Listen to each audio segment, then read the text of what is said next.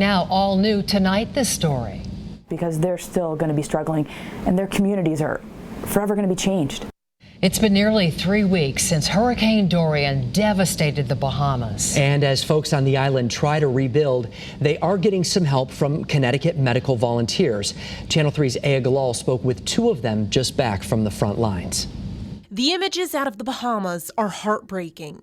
Homes are flattened, trees toppled, businesses destroyed. It's complete devastation, and to see what Mother Nature can do in that time to structures, to houses, to trees, to people. It's very overwhelming. And when a hurricane like Dorian hits, power goes out and a lot of medical issues arise. So people who need to be on oxygen or a CPAP machine or anything like that, or have insulin stored in a fridge, any sort of medication refrigerated, was just impossible. That's when nonprofit groups like the International Medical Corps come in to provide aid. We saw a lot of muscle strains from moving furniture, trying to clean their houses out, cuts, lacerations, and those kind of things. Dr. Natalie Moore and Amanda Ramsdell worked together in the emergency department at UConn's John Dempsey Hospital in Farmington. The 2 just returned from a service trip to the Bahamas. I've seen it before in St. John and St. Croix for Hurricane Irma and Maria, and every time it just takes your breath away because your heart pours out for these people.